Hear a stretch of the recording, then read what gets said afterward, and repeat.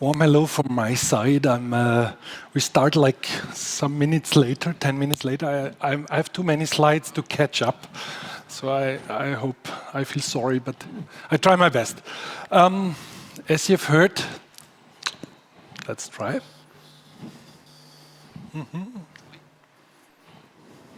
Okay, that's those kind of 45 people. We are based in Vienna, and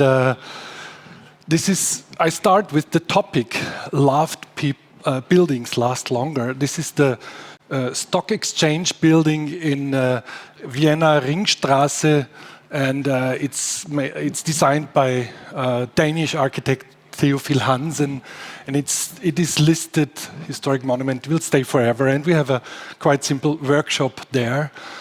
And yeah, those are the three owners, founders, and that's the main question.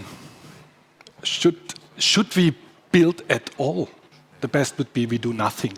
But sometimes we need buildings. So the question is, how can we solve this whole problem of the climate change? Can we contribute? And I think, yes, there is a lot we can do, and we do our best.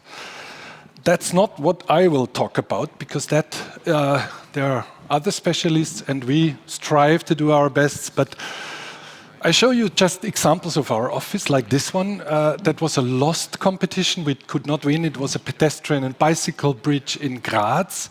And our idea was just to take the Autobahn bridge, the motorway bridge next to it, that was not longer strong enough for the traffic of today. So they had to deconstruct it, to throw it away, to melt it, the steel bridge, and we said, well, let's take that bridge and just make something fun of it. It's a much wider and I think more beautiful bridge than you could imagine, but we could not win. So maybe beauty is something very, everyone has another idea about beauty. I want to talk about the power of beauty, and as you can see, I have always the same jacket. I have 8 of them. I did that for French, German television, Arte, traveling to many cities and interviewing Jan Gehl or Ben van Berkel, Dominique Perrault, Wolf Brixco, Bimmelblau, and talking about buildings, about the beauty of their buildings, because I think there is a lot of beauty in architecture, and that if you do something great, it will survive longer. Who knows the city on the right side? Graz, yeah. There's let's talk about the secret of good buildings, of historic buildings. What makes them great? Is it because they are perfect? But this is a fake picture. This is Photoshop. In real, it looks like that, and it's even worse. It looks like that. That's the real picture, and we question if perfectness is needed. So it's maybe an excuse if we do a little mistake. So we say we are not so perfect. We are imperfect. And so we made even a little game. I have it here. Who wants it? Must maybe solve a task, I don't know. This is about historic buildings and their imperfectness. We love them. They are just all lovely. They are all beautiful. Perfectness is sometimes wrong, because this is, if you Google competition winners, I think you don't love those buildings and you won't keep them for hundreds of years. They are maybe very sustainable, I don't know. So I try to talk about beauty, and there's a museum in Ingolstadt. We won a competition, and we think if something is great, then it stays longer, because you maintain it, you love it. Not like this. This is, if you Google factory building or premises for a company, then you get this. But it looked like that 100 years ago in Ingolstadt. That's a factory in Ingolstadt, and they wanted to make a museum in that building, but without daylight. So we said, oh, that's a little bit of a pity to just close all those windows. And our idea was to let the building as it is and just make a little entrance and then do the whole museum underneath. And the foundations, we also keep them. Are they nice? Yes, they are. Those are just the foundations of a beautiful building. And so we are here in the future museum, and it will look like that. Just paint it white, the foundations, and do some new interventions, and then you have still the connections to the museum, to the factory, to the old building. That's administration, coffee, gathering space, and space for the kids and so on. And people will come there and will look down. It's kind of a seducing space, because if you go there for a coffee every week, one day you will go to the museum as well. So I think this is just, sometimes as an architect you can stay humble and not be very prominent. Just let the beautiful building as it is. We did factory building also in America, but not this, because it's for an Austrian company. They have a factory in Atlanta, and that was the proposal from the local construction company, and they said, this is it? And we said, no, that should not be. I asked those guys, what is it made of? Yeah, it's a concrete wall. We painted in 2 colors, and there are some joints that are decorative. I said, can I do it in another way? Like this. Those are the concrete parts. We painted in 2 colors, have even a few less of those artificial, beautiful joints. And they said, yeah, it doesn't cost more. That's the same price. We just do the attic a little bit not straight. He said, yeah, same price. So that was then the result. It's a flat facade. And this is not a fake picture, that's a real picture. It's no Photoshop, it's just, I've never been there when it was ready, but they told me it looks like that. Maybe one day it could be a museum, I don't know. Just a little beauty. Because it's about emotion. I think we need emotional buildings. Also factory can be emotional. So that were our very first approaches. And it's always about if something will really last, because you love it, you maintain it, you clean it, you love it. And also this high-rise, I love it so much that I have it on my T-shirt. There's another high-rise in Vienna, Citygate Tower, where we wondered how with a social housing, subsidized housing, can we afford balconies all around? We have to find a very cheap balcony railing. And that is the product. It's from the catalog. We just took it in a little bit more fun way, and people love it. So be a little bit,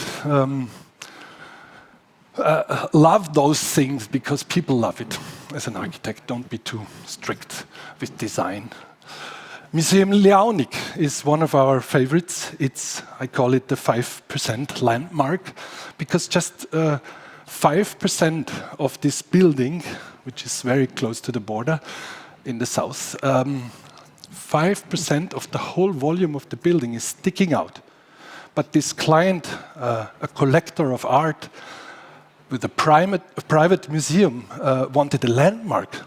And the landmark is 5% is visible, because all the rest is dig in, and it's very sustainable in energy consumption, and because it doesn't need any energy, it's just really very little consumption. But still, I ask also, is it sustainable? Because it's a lot of concrete.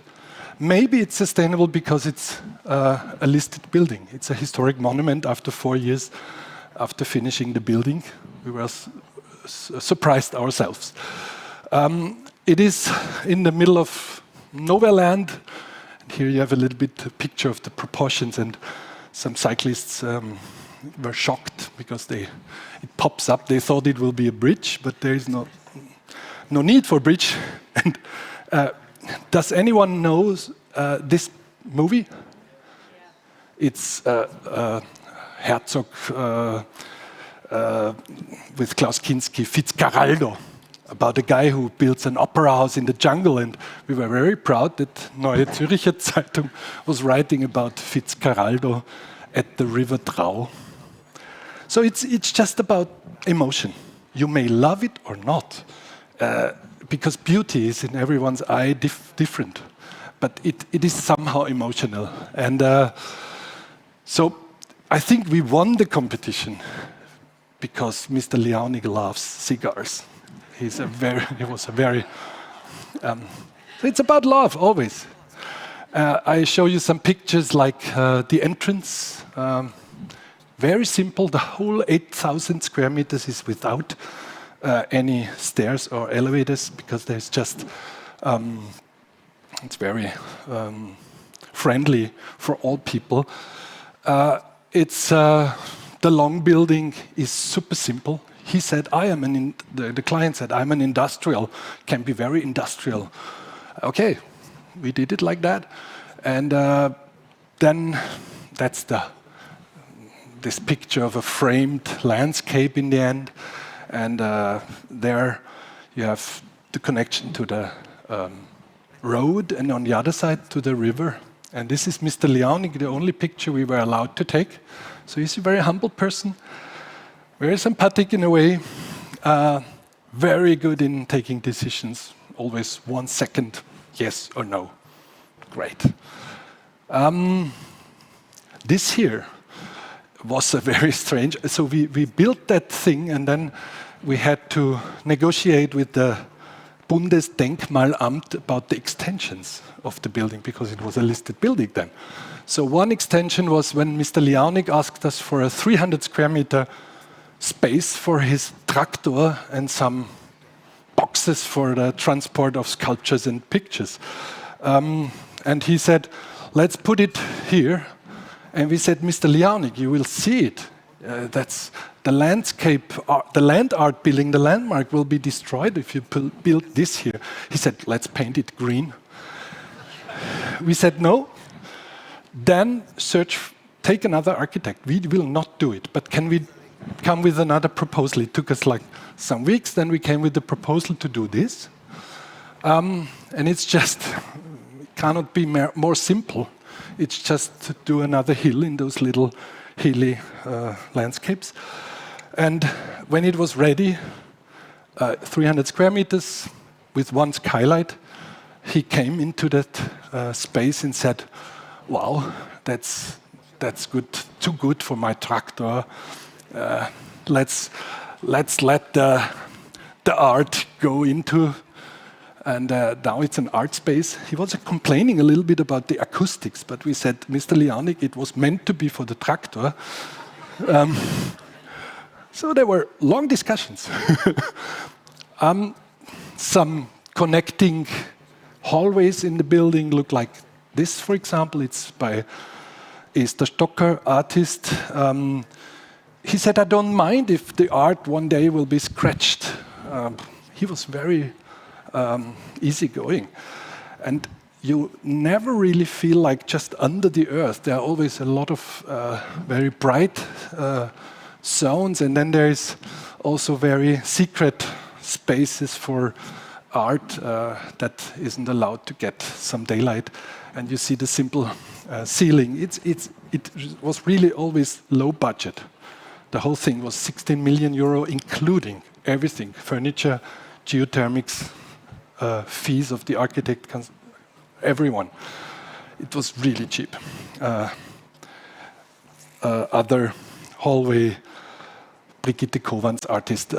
Then there was the last extension was temporary exhibition space, which was then cut into this left hand from the entrance into this concrete wall. It really worked well to cut. We were happy about the precision. And then this very simple hall that is loved by the visitors and the artists that say there is not too much of architecture. It's fine for us, and it's wonderful daylight. And you always have some connections to the outer space. You never feel like I'm just in a building that only 5% of the volume is sticking out. And now this material, it's from company Pineda, a metal sheet that they use for all premises, and we just took it not only on the roof but also to the side here. And then we had the idea to do a rainbow.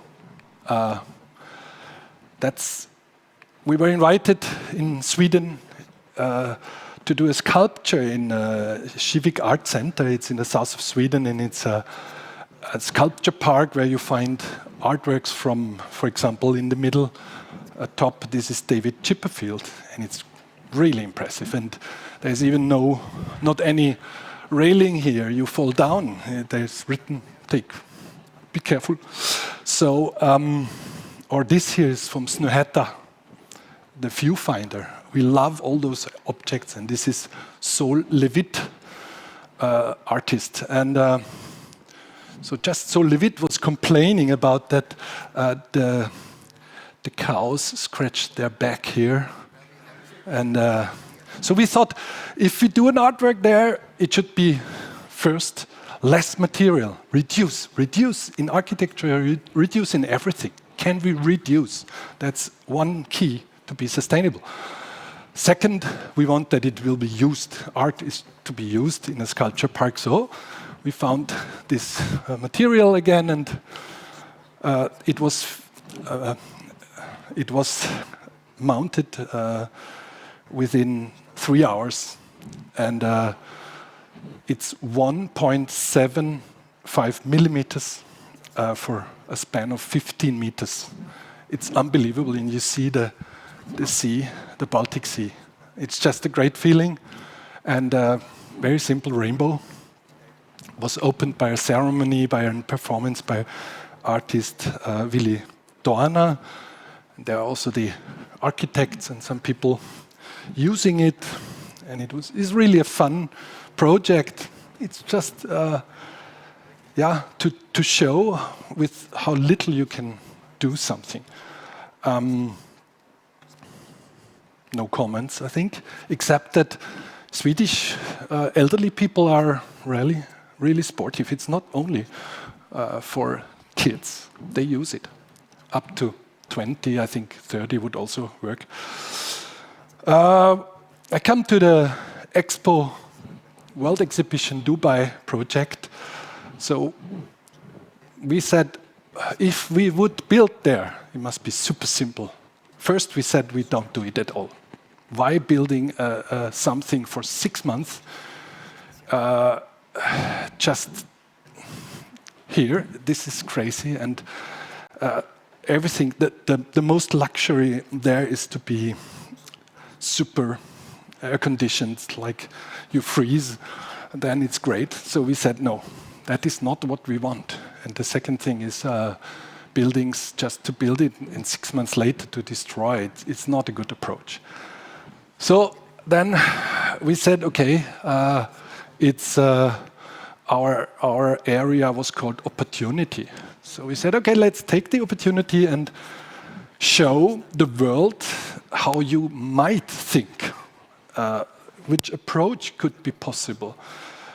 Why not taking those ancient methods to cool down buildings in a very simple way? Our engineers said it's low tech with high engineering, because it was really steered. Even there were some flaps that open and close, but it was very simple. So we had just to put a very small air condition for a VIP area if the president would come. So, but still, it was not needed. It was a very nice climate there. We made cones, simple cones, and then we were, that was our competition entry, and we were just thinking that is the most beautiful building and it's unique. 1 month later, Spain published their entry. It is pure coincidence. It was really no spy in the other office or so. And it's a totally different project. I go back to our approach, and this is transparent, translucent. We wanted to build it, like I showed here, in a 3D clay print. And we took the specialist from Vorarlberg, Rauch, to make this happen. And then we got the very bad news that in Dubai it's not allowed to build with clay. They have done it for centuries, but not now. So we did a lot of really research. And first you think, okay, let's do it in whatever timber is ecologically friendly, and but maybe not in Dubai. They have not that many trees. And the result was, let's do it in concrete.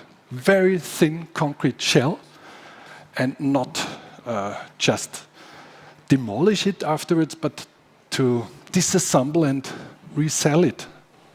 So then it is sustainable. So very simple concept, and we did. It was really like Hütchenspiel. I cannot say in English. Very simple concept, and high engineering of. We tried it in our office, and everyone had fun. So it's always not only about beauty, it's also about fun or joy in architecture, I think. Shouldn't be too serious sometimes. And the whole Austrian pavilion has we used less concrete than the foundations of the Chinese pavilion. So it is maybe a kind of just the thinking, to show the thinking is hey people, let's be more really sustainable in thinking. And then the idea was to bring it to Oman to a university. They were super happy because they just had to pay transport and assembly. And contracts were made, and then in the very end, 1 month before the end of the expo, Dubai said, we keep that pavilion because we love it. And Austria was happy, Advantage Austria, Wirtschaftskammer said, okay, let's do the contract. And like 2 weeks or 1 week before the end of the expo, there came the contract from Dubai that Austria has to take care, like years, for everything, to guarantee if there's something broken or someone hits the head or so. And then Austria said, are you crazy? You have so much money, and then give us such a contract. And then it was too late to bring it to Oman, so we had to demolish the whole thing. That's the sad end, and I'm very honest to tell you. So last project, 7 minutes left. I catch up. Car-free IKEA. There's a picture of a model of my first car, same color. I loved it. BMW, I think 700 or 800 kilograms, 90 horsepowers, and it was very fun to go around the corners. I was driving always too fast. But today, something went wrong, definitely. I think not everyone in such a car is a nurse or a craftsman. I think a lot of this is not necessary. We can really do different with our cities. And does anyone still think about why it is not possible to cross a road wherever we want? We have always to go like robots to the intersections and wait for a little green symbol to pop up that we are allowed to cross, even if there is no car. Sick. Red lights are only invented for cars, not for us. Then we do this. That's the future. Everyone is happy. But if you build that in a city, it will stay for decades because it costs a lot of money. So we have this, like dogs, in our cities for the next decades. Please charge cars in the garages. We have a lot of underground parkings. There's the charging, never in a city. So, but we wanted to talk about architecture. That was the most important quote in the briefing for IKEA Vienna, the first IKEA worldwide. They had 500 IKEAs worldwide, always these huge blue boxes at the highway crossings. And IKEA Austria told the Swedish headquarters, we want to do an urban IKEA. And they said, no, this is not our concept. We need the car. And so in that IKEA in Vienna, you see everything, you can buy whatever you want that you can carry in the blue bag. But if you want to buy a sofa, it will be delivered, shipped next day with an electric truck. That's the concept. And we want to be a good neighbor. What does it mean for building? These are similar buildings. So great architects. This is even in Vienna, right hand, that should be in Vienna. It's a guy called René Benko who was the client, but it stopped now, the construction. But they are maybe beautiful, but are they good neighbors? We thought a good neighbor should be open and lively, and then you see people in the facade.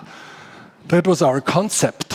And can a good neighbor also have an influence to the neighborhood? And if you imagine that there is never any sun coming to the facades because there's a lot of shadow by balconies and trees, and so the building has an influence to the neighborhood. And imagine the whole city would have buildings similar to that. It would be a difference. It's a super simple building. The gray area is 50 by 60 meters, and everything is outside, and it's very simple and efficient. Like you have 8 stairs. It's 4 staircases by those scissor stairs, so 8 escapeways. Imagine they would be inside the building. You have sluices and Druckbelüftung, I don't know in English, mechanical aeration. So that is, it cannot be simpler. There is not even a vertical shaft for any sewage or so. And it's still possible to have a hostel on 2 floors with 345 beds and a lot of toilets and showers. The roof terrace is 2,000 square meters public, open to the public. And was quite a little task to build above the U-Bahn that close. Whole building is like an IKEA shelf. And we said, there's not even one single concrete staircase that would stabilize the building against earthquake or wind loads. It's just those cross beams. And we said to IKEA, you can, in the last phase of the tender and the cost estimation, we can do the facade more or less transparent. And it was really very lately decided, and it doesn't make such a difference if there is one more glass or less. 160 trees, and the IKEA was a great client in a phase when they had, like in every project, the wish to save money. Could we save? Our budget is really quite close to the border. And feel free about everything, dear architects. Come next week with proposals. There's no dogma except one. We want all 160 trees. That was interesting. Another client would have said, can you do a visualization with 80 trees maybe? And we need not only good architects, but also really good and brave clients. You might search for the logo. IKEA said, this building is logo enough. There is a little logo. The largest logo is on the rooftop for Google Earth.